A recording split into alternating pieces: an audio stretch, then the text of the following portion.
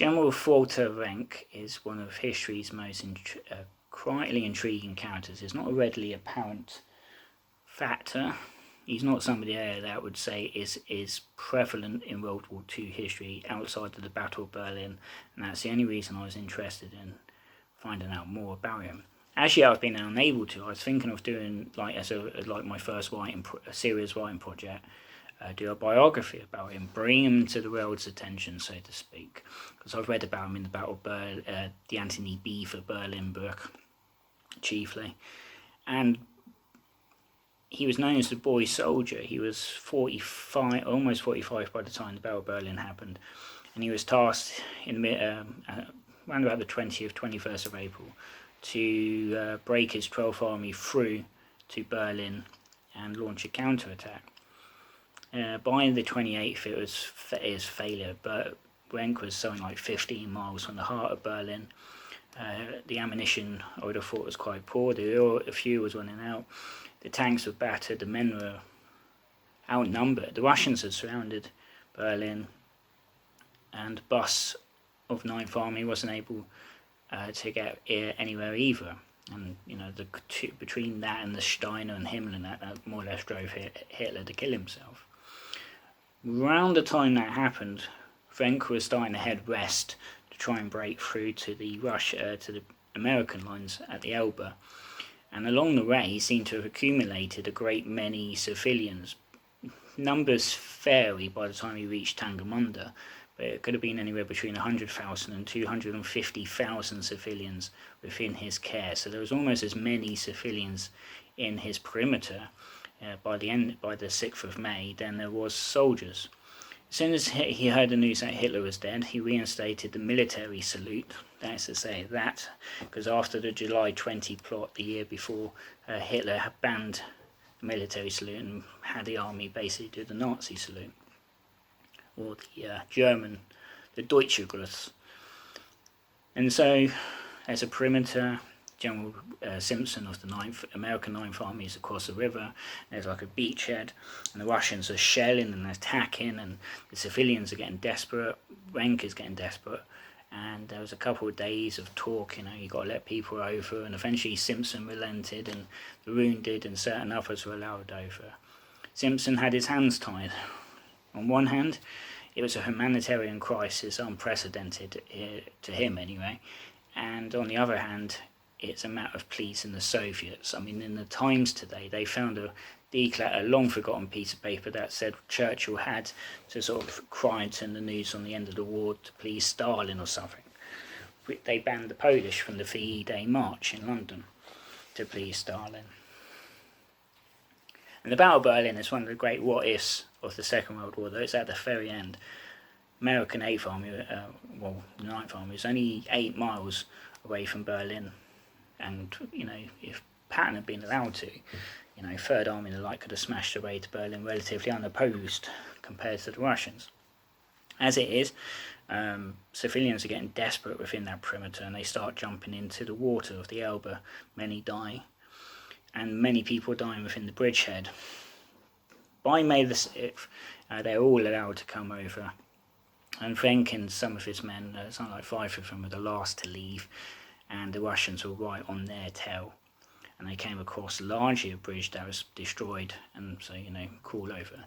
I always thought Wenck was an unstated hero in that he managed to save almost 250,000 civilians from the Soviets, but looking at it today, I was Googling something, and it said, Google suggestions of what they are, and it said, Walther Wenck, hero, and I clicked on it thinking, well, why would it suggest that? Reddit, something I don't use, and Quora, somebody said, and many people, it seems it's split down the middle. People say he's a hero for saving civilians, but then on the other hand, people say, no, he was a Nazi. Apparently he had joined the Freikorps after the First War, which was a paramilitary organisation, but it was for the sort of the civil war that happened then, and they weren't described as Nazis, of course, even though apparently some of them had the swastika on their flag, but then there would have been other reasons for that.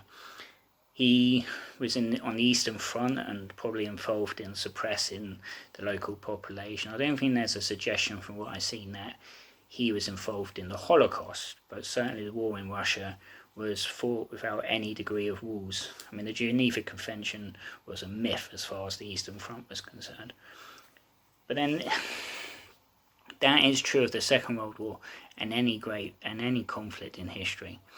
That there's opposing views and opposing reasons and opposing facts, and Wenck, I think, is a classic example of that by the looks of it.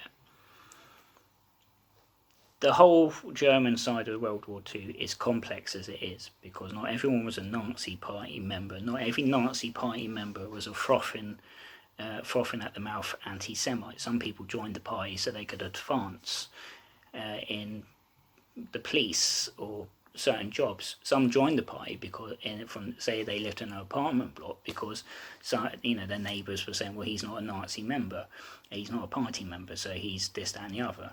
So, but I'm not saying that's the case around, just being generalised. So, and then Wenck does a great deed by saving all those people. Does that redeem his crimes, if he had committed crimes? No, until I can read more about him. I'm sure if anyone watching this was only going, hang on, he did X, Y, and Z, then by all means do so. Because from what I've seen, outside of the Anthony Beevor book, I've not read much about Wenck. So I'm basing my opinion on one book and idiot sources like Wikipedia.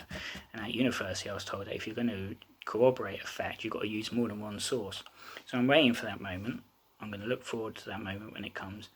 But otherwise, for now, I'm going to go out on a limb and say that he's a little bit of a hero in that particular instant. He might not have been on the Eastern Front in a modern audience views, but he strikes me at the Battle of Berlin as looking out for his people and his men, and not interested in glory for Germany or the Führer. And there were those who were dedicatedly loyal to Hitler and the Nazi ideal right up to the end, the very last minute of the war.